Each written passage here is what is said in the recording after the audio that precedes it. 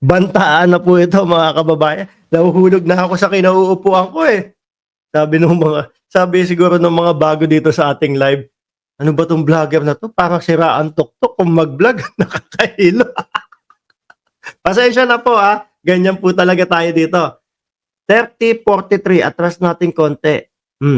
BP. Game. Medyo kailangan marinig namin to ng maayos. Nanakawin mo yung cellphone, dadalhin mo pa yung tao. Oh. Mag-alala, ma'am, sa security ko. Ayan. Kasi may kinausap na ako na tao. Sinabi ko sa kanya, kapag pinatay ako, patayin mo si BBM, si Lisa Araneta, at si Martin Romualdez. No joke. Ano ba yun? Hindi ko alam. Bakit umaabot sa ganito ang vice-presidente? No? Pag tinegi ako, tegihin mo si BBM, si Lisa, at si may nakaabang na hitman, mga bossing. Base po yan sa pagkakaintindi ko, mga kababayan. Nasasabihin, hinaharas na naman ang vice-presidente. Tuloy. No joke. Nagbilin na ako, ma'am. Oh, no joke daw po yun Ay, baka si Panelo bukas mag-live. Eh, alam nyo naman po, ang vice-presidente natin, yung mga pinagsasabi niya doon, alam nyo naman mahilig pong mag-joke yan. Sandali, ang bilis naman tumaas nung comment ni Paulo Saison. Walang proper decorum. Di pwede iharap sa ibang world leader. Tapos puro Bisaya pa salita. Totoo ho, no?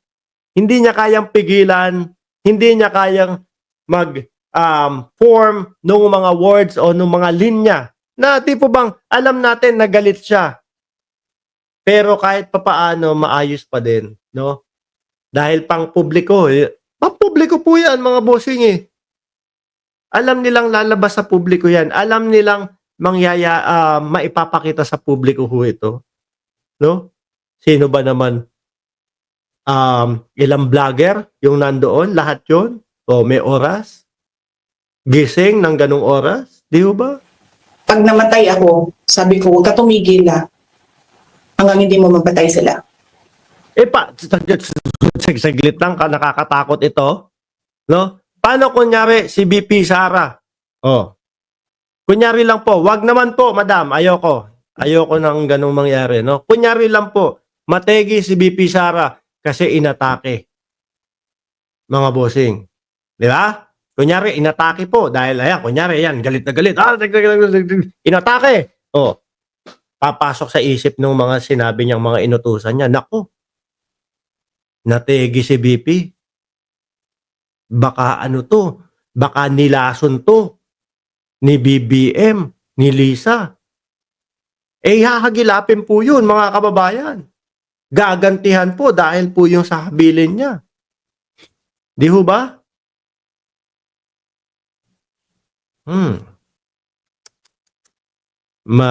Matindi ito? And then he said yes. So, alam mo ma'am, yan ang lagi kong sinasabi sa Makabayan Vlog nung mayor pa ako. Ang laban, wala dyan sa EDSA ma'am. Wala dyan sa mga highway. Ang laban ma'am nandun sa loob ng palasyo. Yan ang problema. We appreciate. Sandali. Papakita ko sana. Sabi, one-sided ang vlogger. Binayaran yan. One-sided, ito na nga naririnig mo. Si BP Sara na nagsasabi. Ano pa sasabihin namin dito? Ay, hindi totoo yung sinabi ni BP Sara. Joke lang yan. Gusto, ganun yung marinig nyo? Talagang, ay nako, ewan ko sa inyo mga DDS. Yung expression ninyo ng disgust, ng pagkamuhi, ng hopelessness.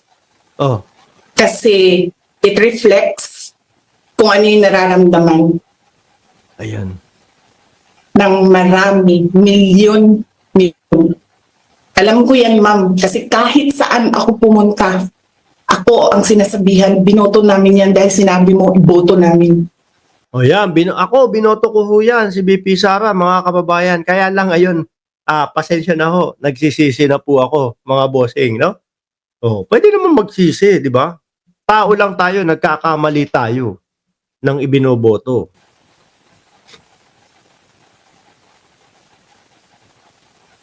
So, yes, ma'am. Maraming salamat sa ginagawa ninyo. Dahil sa ginagawa ninyo, I'm sure nakikita yan ng taong bayan and na-appreciate nila yan. Marami sa ating mga kababayan ang gusto sumali sa inyo. Pero sa sobrang hirap, Yun naman pala kasi ang dahilan. Kayo naman, kayo, lagi niyong pinagbibintangan yung mautog nila na walang tao, walang tao, walang tao. Yun naman daw ang dahilan. Hirap daw ang taong bayan. Kaya hindi makasama doon sa kanilang mautog. Hindi, wala talaga. No?